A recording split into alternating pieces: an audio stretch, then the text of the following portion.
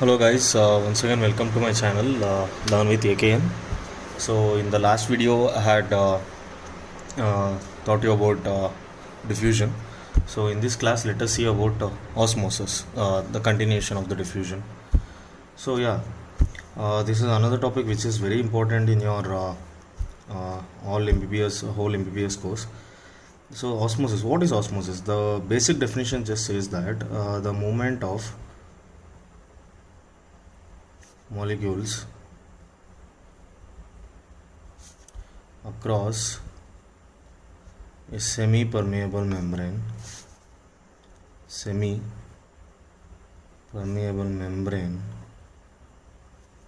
from a region of higher water concentration. See, many of them people make a mistake here that they write high concentration to low concentration, but it's very important to write that high water concentration to low water concentration. Okay, so this is the definition aspect, but the understanding aspect, what is osmosis? Okay, to understand this, let us consider a semi-permeable membrane. Consider this as the semi-permeable membrane, and this side there is pure water to your left. Okay, considering this as the pure water. Okay, and there is, consider this as we have sodium chloride here on this side. Okay, where is the highest water concentration? So we all know that water concentration is higher for the pure water compared to the sodium chloride, because it is mixed with sodium chloride and H2O both. Okay, so what happens here? The pure water exerts a pressure on the semi-permeable membrane. Got it? The main thing is see, the movement of molecules across the semi-permeable membrane. It's just not movement, it's the net movement. Okay, I'm sorry, I should have included it before. The net movement of molecules across a semi-permeable membrane. For example, what is net movement? Let me tell you that. See, there is movement of water from pure water to the sodium chloride. To consider this, let us take another diagram. Let us take a U pipe here, U-shaped pipe. Consider this as chamber A and chamber B, and here is the semi-permeable membrane. Okay, just think this as the semi-permeable membrane. Alright, so if we have B as the pure water, okay, and A as the sodium chloride, this is pure H2O, and this is NaCl.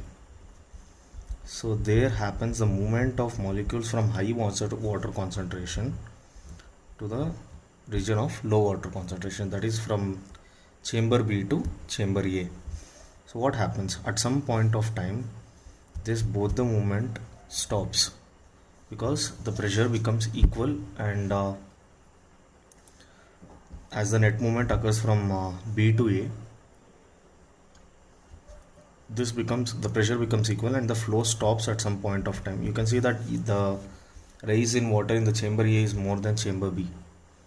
Okay, this happens because there is a pressure difference created between both of them.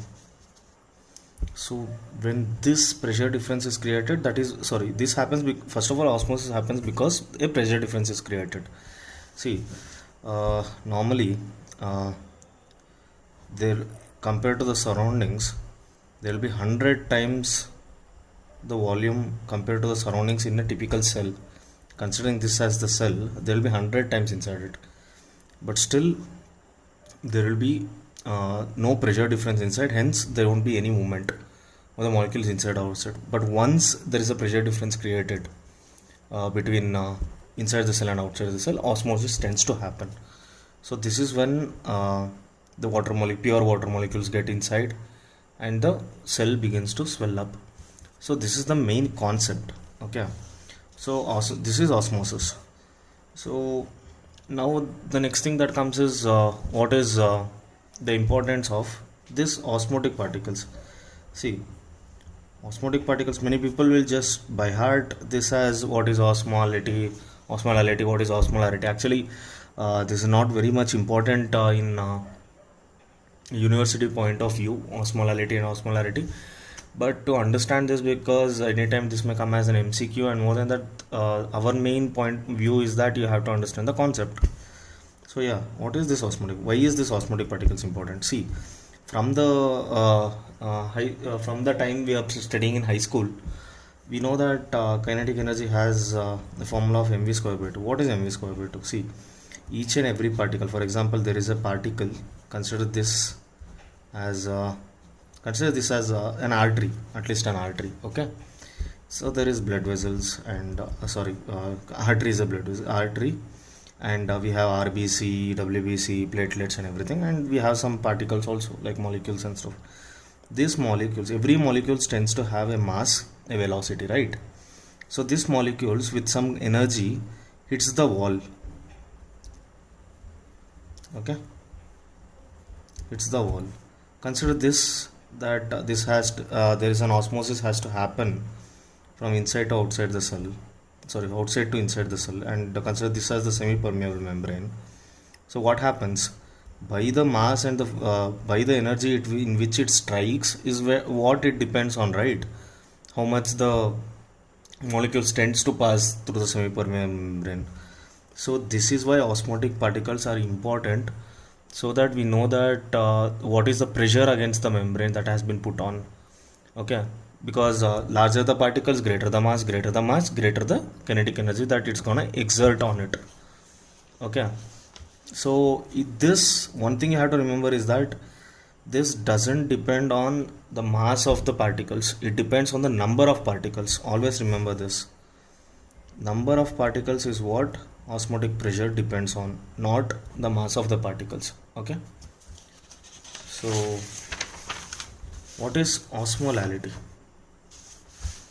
Okay, what is this? Is nothing but osmolality. Osmolality is nothing but expressing concentration of solutions in terms of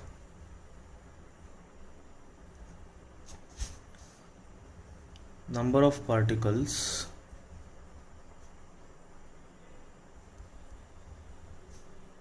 okay. Nothing but this is what is osmolality. Is to explain this. Okay, concentration of solution. What is the concentration of solution in liquid is just expressed in terms of number of particles. Okay, the unit here used is osmole. Okay, if for example let us consider an example as glucose. Okay, glucose in a solution. So how much if we consider it as say 180 gram of glucose in 1 liter solution. Okay, in 1 liter of water forms a solution, but here 180 gram is mass, but here we consider as 1 gram. Each gram is considered to express the solution, concentration of the solution. This is termed osmolality. See, I can teach you guys just the textbook definition. That's not a big deal. Textbook definition everybody teaches you, but what is inside the concept you guys have to understand, right? That is what is very much important. Okay, so what is the textbook definition given here? So textbook definition says a solution having 1 osmole, okay, OSM is nothing but the short form of osmole of solute dissolved in each kg of water is said to have an osmolality of 1 osmole per kg. See, this is the textbook definition. If you want to by heart, you can by heart it, but what will you learn at the end of the day? So this is why I am saying you, considering an example of 180 gram of glucose, which becomes a mass, but here we are considering 1 osmole of glucose dissolved in 1 kg of water or 1 liter of water, but in osmolality we have to mention it as kg of water, never mention it in volumes. Volumes is measured in, tell me, volume is measured in osmolarity rather than osmolality. Okay, so what is osmolarity? Almost opposite to osmolality, that's it. But okay, the definitions is the osmolar concentration expressed in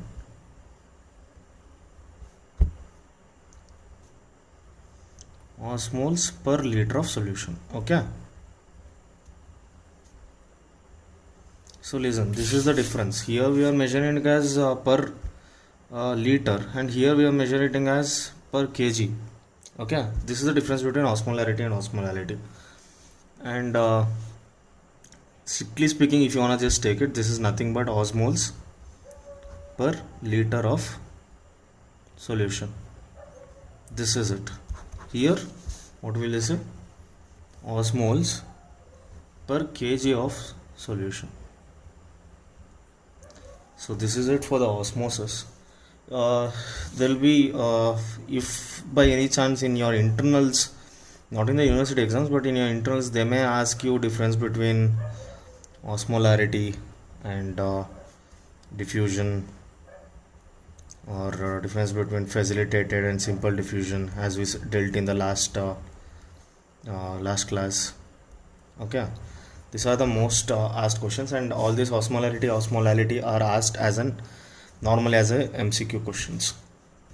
So this is it for the video on osmosis. If you guys have any doubt, please put it in the comment section, and let me know if I can improve the video more. Please subscribe, and thanks for watching. Thank you.